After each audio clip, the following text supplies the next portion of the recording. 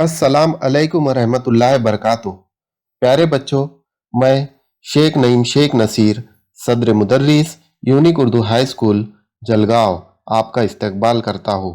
प्यारे बच्चों, आज हम इयत्ता 10वीं की अंतर भारतीय किताब से तीसरा सबक अनाथांची आई यतीमों की माँ इस सबक को पढ़ेंगे।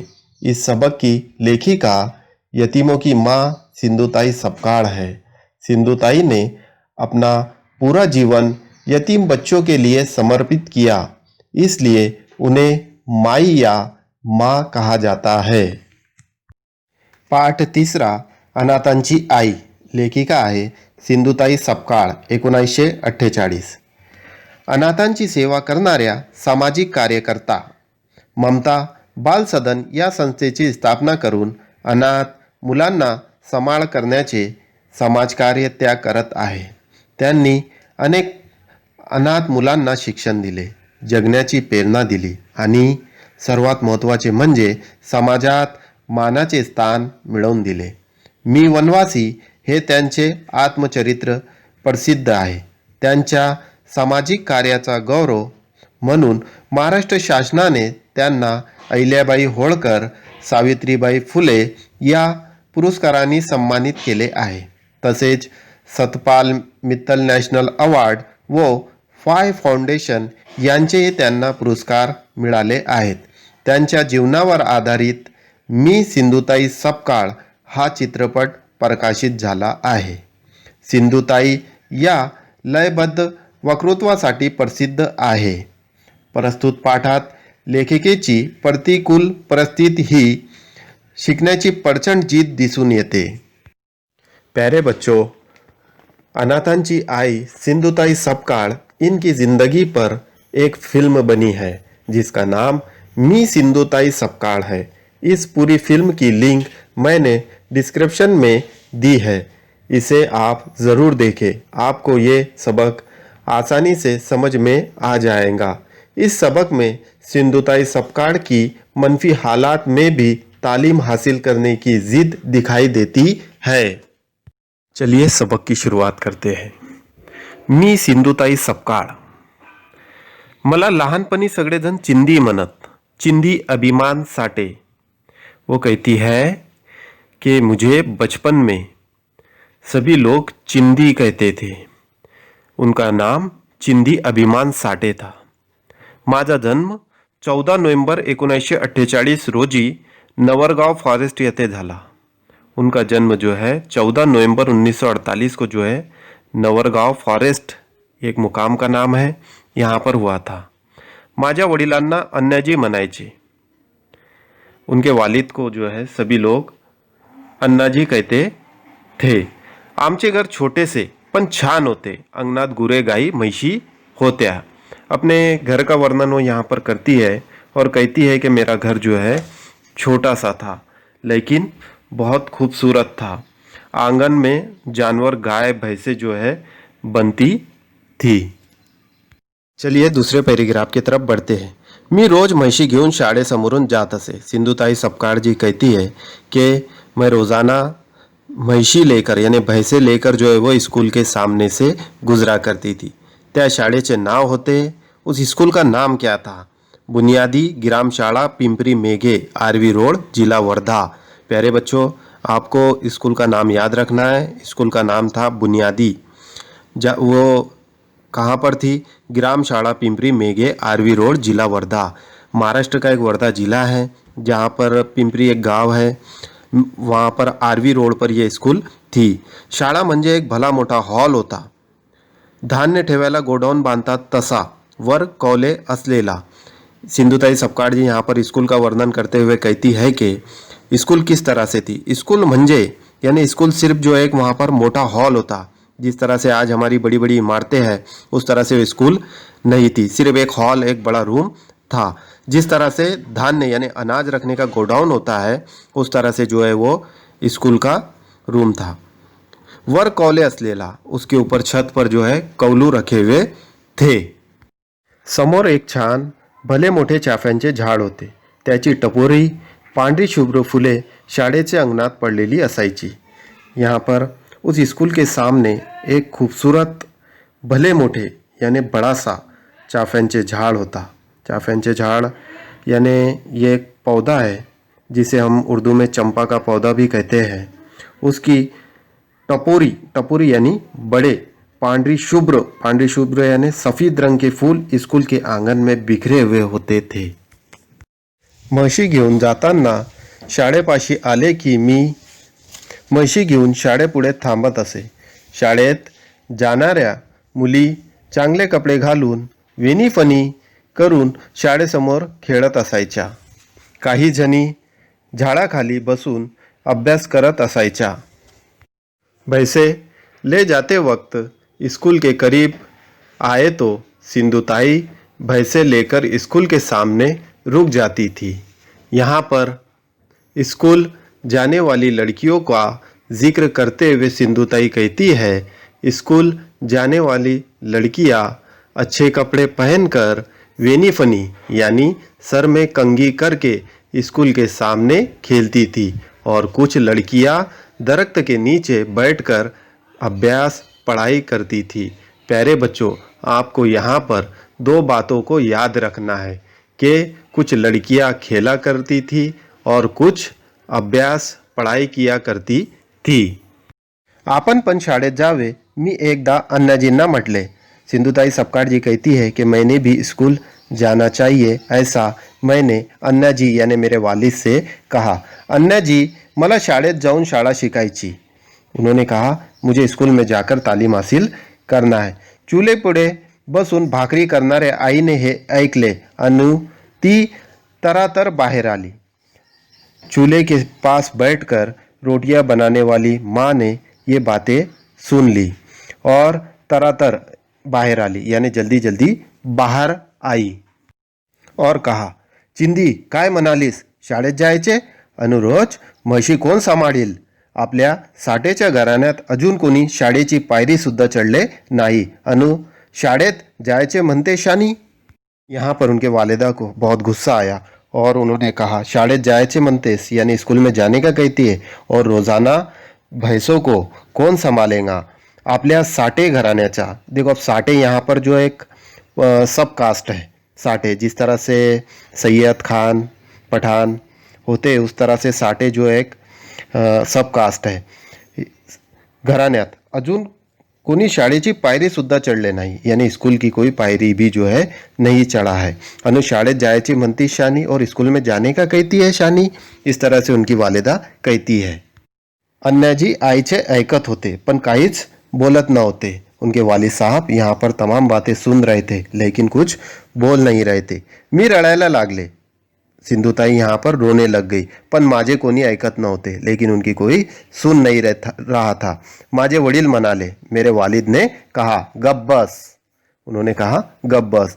त्यांनी कोणी रडलेले आवडत नसे। माझे वडील अभिमान साठे, नावाप्रमाणे अभिमान वाटावा असे ते होते।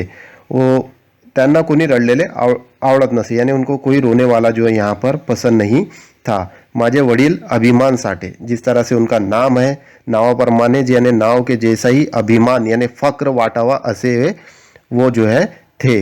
दूसरे दिवशी ते मला शाळेत घेऊन गेले। दूसरे ही दिन जो है सिंधुताई को उनके वालिद साहब स्कूल ले गए। त्यांनी माझे नाव शाळेत घातले और उनका नाम वहाँ पर उन्होंने स्कूल के अंदर दाखिल कर दिया।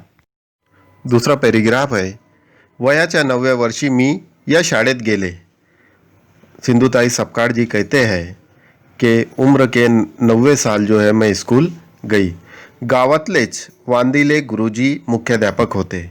इसी गांव के वांदिले गुरुजी यहाँ पर मुख्याध्यापक यानी सदर मुदर्रिस थे। पांढरे शुभ्र धोतर, त्यावर नेहरू शर्ट व डोक्यावर पांढरी टोपी असा त्यांचा पोशाख होता। यहाँ पर मुख्याध्यापक जो है वांदिले गुरुजी, इनका पोशाक बताया गया है। पांढरे शुभ्र धोतर यानी सफ़ेद रंग की धोती, त्यावर नेहरू शर्ट, उसी पर जो है नेहरू शर्ट था। डोक्यावर पांढरी टोपी और सर पर जो है सफ़ेद रंग की टोपी थी। यहाँ पर प्यारे बच्चों आपको सवाल पूछा जाएगा, इसीलिए आपको ये चीज़ें याद रखना है। वडिलांनी माहिती सांगितली, वांदिले गुरुजींनी माहिती लिहिली। उनके वालिद साहब ने मालूमात कही और वांदिले गुरुजी जो थे स्कूल के, उन्होंने मालूमात लिखी. अन्याजींचा त्यावर अंगठा घेतला आणि माझी शाळा सुरू झाली. और जो इनके वालिद साहब थे अन्या जी, इनका जो है अंगूठा उस मालूमात के कागज़ पर उन्होंने लिया और इन सिंधुताई सपकाळ की स्कूल जो है यहाँ से शुरू हो गई.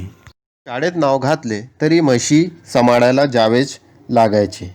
यानी सिंधुताई सपकाळ जी कहती है कि स्कूल में नाम दाखिल होने के बाद भी इसको जो है भैंसे संभालने के लिए जो है जाना पड़ता था. सकाळी शाळा भरायची वेळ मला घंटा ऐकू येत असे. सुबह में जब स्कूल भरती थी तो उसकी घंटी इन्हें सुनाई देती थी. मला शाळेत जावैसे वाटायचे. इन्हें ऐसा महसूस होता था कि मैंने जो है स्कूल जाना चाहिए, पण जाता येत नसे, लेकिन उन्हें जाते नहीं आता था. सकाळी 7 ते 1 वाजेपर्यंत व नंतर 3 ते 5:30 पर्यंत अशी 2 वेळा शाळा भरायची. इनकी स्कूल जो थी वो दिन में 2 बार भरती थी, जिसमें पहला टाइम था 7 ते 1 सुबह में और 3 ते 5:30 पर्यंत, ऐसा जो है दूसरा टाइम था. सकाळची शाळा मला सापडत नसे. सुबह की स्कूल इन्हें जो है मिलती नहीं थी. उसकी वजह थी म्हशी चरायला गेले की शाळेजवळ खालच्या बाजूला जो छोटा डो होता त्यात म्हशी डूबत बसत. यहाँ पर सिंधुताई सपकाळ जी कहती है कि भैंसी चराने के लिए जब वो जाते थे तो स्कूल के करीब खालच्या बाजूला यानी नीचे की जानिब जो छोटा डो यानी डबका था, उसके अंदर भैंसे जो है डूबते हुए बैठती थी. अब यहाँ पर जो है प्यारे बच्चों, डो ये शब्द कठिन है. इसका अर्थ है पाण्याचा डबका या पानी का घड़ा या कुंडा. मग मी तास 2 तास निवांत होत असे. फिर मैं घंटे 2 घंटे आराम से बैठती थी. तेव्हा शाळेचा राहिलेला अर्धा वेळ मी पाटीचा फुटका तुकडा आणि फाटके पुस्तके घेऊन शाळेत जात असे. शाळा भरलेलीच असे. यहाँ पे सिंधुताई सपकाळ जी कहती है कि स्कूल का आधा वक्त हो चुका था और मैं जो है स्कूल में पाटीचा फुटका यानी स्लेट जो होती है उसका टूटा हुआ टुकड़ा और फाटके पुस्तकें यानी फटी हुई किताबें लेकर स्कूल जाया करती थी. उस वक्त स्कूल भर चुकी थी. काही मुले मोठमोठ्याने 1-2 असे पहाडे सुरात म्हणत असायची. काही मुले यानी चंद बच्चे मोठमोठ्याने यानी ऊंची आवाज़ में 1 और 2 का पहाड़ा सूर के अंदर पढ़ते थे. तीसरी आणि चौथीला वांदिले गुरुजी शिकवत.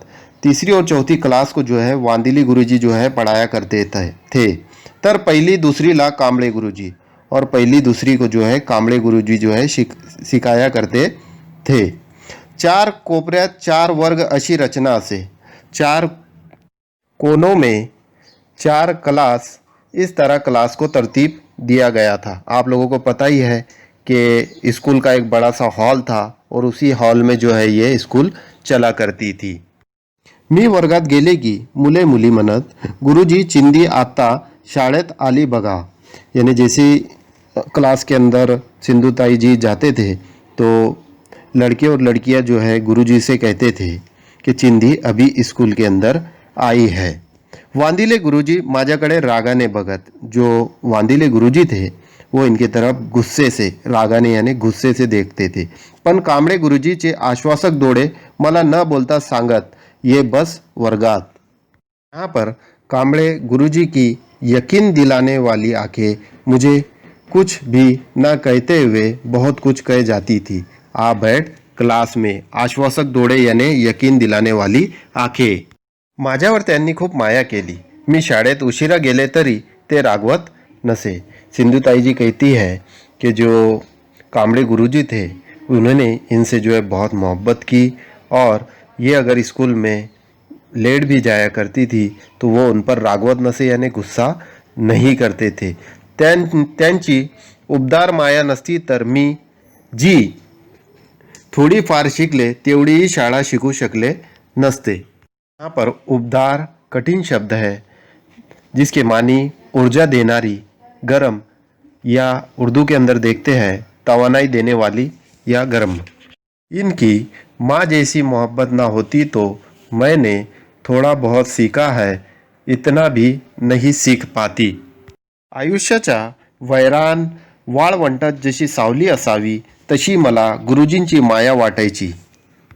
प्यारे बच्चों, यहाँ पर वैरान और वाळवंट ये दो मुश्किल अल्फाज आए हुए हैं, जिसमें वैरान यानी उजाड़, उजाड़ वीरान जिसे हम उर्दू में कहेंगे. वाळवंट यानी वाळू मिश्रित जमीन, रेगिस्तान सहरा भी हम उसे कह सकते हैं. यहाँ पर आयुष्याचा यानी जिंदगी के उजाड़ रेगिस्तान में जैसा साया होना चाहिए वैसा साया मुझे गुरुजी की मोहब्बत में महसूस होता था. गुरुजी पाटीवर ग म असे लिहून देत. यहाँ पर गुरुजी पाटी पर जो है ग म लिखकर दे देते थे. परत परत लिहायला सांगत और बार बार उसे लिखने के लिए कहते थे. ते विचारत, तू जेवलीस का? मला काय बोलावे ते कळत नसे. यहाँ पर कांबळे गुरुजी अक्सर सिंधुताई से सवाल किया करते थे, तू जेवलीस का, यानी तूने खाना खाया क्या? तो मला काय बोलावे ते कळत नसे. सिंधुताई की समझ में नहीं आता था कि मैंने क्या जवाब देना चाहिए. प्यारे बच्चों, आज हम सिर्फ 2 पैराग्राफ को समझेंगे. मैं आपको इस सबक पर कुछ प्रश्न के उत्तर हल करके बताऊंगा, जिसमें सबक की शुरुआत में जो पैराग्राफ है पहला, मला लहानपणी सगळेजण चिंदी म्हणत, यहाँ से त्यांनी माझे नाव शाळेत घातले, यहाँ तक पर मैं आपको प्रश्न पूछूंगा. चलिए प्रश्न की शुरुआत करते हैं. प्रश्न पहिला, उतार्याच्या आधारे सूचनेनुसार कृती करा. सिंधुताई सपकाळ, जन्म स्थान, जन्म दिनांक. प्यारे बच्चों, आपको स्क्रीन पर सवाल नजर आ रहा है. अब यहाँ पर सिंधुताई का जन्म स्थान और जन्म दिनांक यानी जन्म तारीख आपको यहाँ पे लिखना है. चलिए उत्तर देखते हैं. सिंधुताई सपकाळ, जन्म स्थान है नवरगाव फॉरेस्ट, जन्म दिनांक है 14 नोव्हेंबर 1948. दूसरा सवाल, सिंधुताई सपकाळ यांच्या घराचे वर्णन. अब यहाँ पर हमें जो है सिंधुताई सपकाळ इनके घर का वर्णन, उनका घर किस तरह से था आपको पता है, वो लिखना है. देखिए जवाब. पहले सिंधुताई सपकाळ यांचे घराचे वर्णन, छोटेसे, छोटा सा, छान, खूबसूरत, अंगनात गाई म्हैशी और इनके जो है आंगन में जानवर जो है बंधा करते थे, गाय भैंस. तीसरा सवाल, सिंधुताई सपकाळ यांचे शाळेचे वर्णन. जिस तरह से हमने घर का वर्णन यहाँ पे किया है उसी तरह से हमें सिंधुताई की स्कूल जो थी उसका वर्णन यहाँ पर हमें करना है. चलिए देखते हैं. सिंधुताई सपकाळ यांचे शाळेचे वर्णन. पहला था, आपको पता है, भला मोठा हॉल, जणू धान्याचे गोडाऊन. दूसरा है, वर कौले असलेला, शाळेसमोर छान भले मोठे चाफ्याचे झाड. आपने देखे थे कि भला मोठा हॉल यानी एक बड़ा रूम था. धान्याचे गोडाउन, जिस तरह से अनाज रखने का गोडाउन होता है उस तरह से था. वर कौले असलेला, इसके ऊपर कैलू थे इसकी छत पर.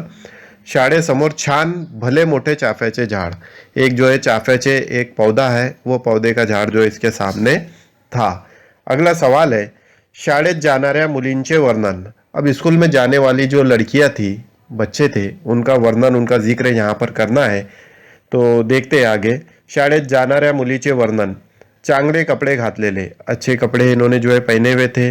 वेणी फनी केलेले यानी सरकंगी किए हुए. अगला सवाल है, चिंदीने शाळेत जाण्याचा विचार व्यक्त केल्यावर आईची प्रतिक्रिया. यानी यहाँ पर जब चिंदी ने स्कूल में जाने का ख्याल पेश किया तब उनकी वालिदा का रद्द-ए-अमल क्या था देखते हैं. तरातर बाहेर आली. रोज म्हशी कोण सांभाळील. आपल्या साठेच्या घराण्यात अजून कोणी शाळेची पायरी सुद्धा चढले नाही. और चौथा है, शाळेत जायचे म्हणती शानी. अब यहाँ पर तरातर बाहर आली यानी जल्दी जल्दी बाहर आई. रोज म्हशी कौन संभाळील, उनके जहन में एक सवाल था कि रोज भैंसे कौन संभालेगा. आपल्या साठेच्या घराण्यात यानी अपने साठे खानदान में आज तक कोई स्कूल की पायरी तक नहीं चढ़ा. शाळेत जायचे म्हणती शानी, और उन्हें डांटती है उनकी वालिदा कि स्कूल में जाने का कहती है शाहनी.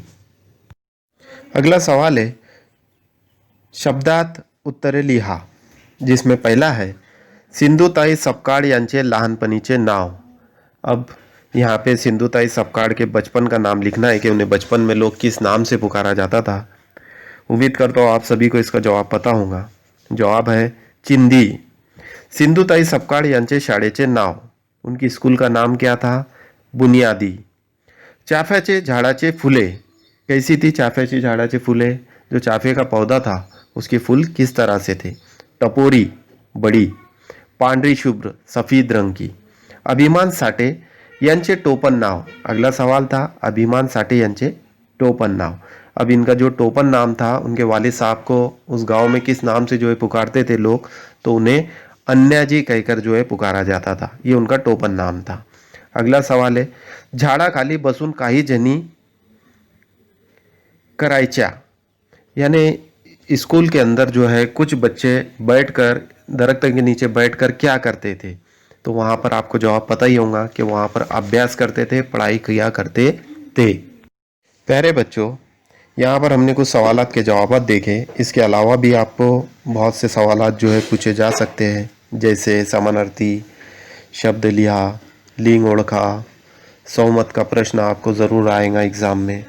इसके बाद हम आज का दूसरा पैराग्राफ शुरू करते हैं, जिसकी शुरुआत वयाच्या 9व्या वर्षी मी या शाळेत गेले, यहाँ से लेकर मला काय बोलावे ते कळत नसे, यहाँ तक है। इस पर अब हम सवालात के जवाबात हल करते हैं। चलिए, पहला है उत्तरे लिहा, जवाब लिखिए। इसमें अ है बुनियादी ग्राम शाळेतील शिक्षकांची नावे। अब बुनियादी जो स्कूल थी उसके अंदर जो असातज़ा थे उनके नाम लिखना है। 2 असातज़ा के नाम, वांदिले गुरुजी, कांबळे गुरुजी। दूसरा है बुनियादी शाळेतील मुख्याध्यापक। अब बुनियादी स्कूल के जो सदर मुदर्रिस थे उनका नाम आपको लिखना है, तो उनका नाम था वांदिले गुरुजी। अगला सवाल है शाळा भरायची वेळ। स्कूल भरने का वक्त जो है आप लोगों को पता है कि स्कूल दिन में 2 बार भरा करती थी, जिसमें सकाळी 7 ते 1 और दोपहरी 3 ते 5:30, यानी दोपहर में 3 बजे से लेकर 5:30 तक भरा करती थी। शाळेजवळ खालच्या बाजूस असलेला छोटासा डो, छोटासा, अब इसका आंसर जो है डो है। डो यानी आपको पता है कि कुंडा। शाळेची वर्ग रचना, अच्छा, स्कूल की वर्ग रचना कैसी थी? स्कूल तो आपको पता ही है कि जो है एक ही हॉल था बड़ा, उसी के अंदर तो चारों वर्ग जो है भरा करते थे। तो इसकी रचना जो थी 4 कोपऱ्यात 4 वर्ग, यानी 4 कोपरों में 4 क्लास जो है वहाँ पर भरा करती थी। कांबळे गुरुजींचे डोळे कैसे होते? आश्वासक। आश्वासक का अर्थ है यकीन दिलाने वाले। कांबळे गुरुजी के आंखें थी, डोळे, आंखें। मुले सुरात मनाइचे थे। सुरात यानी सुर के अंदर जो है बच्चे क्या पढ़ते थे? पहाड़े। पहाड़े आप लोगों को पता है कि पहाड़ों को जो है वो सुर में पढ़ा करते थे क्लास के अंदर। अब अगले सवाल की तरफ बढ़ते हैं। आकृति पूर्ण करा। अगला है वांदिले गुरुजीचे वर्णन।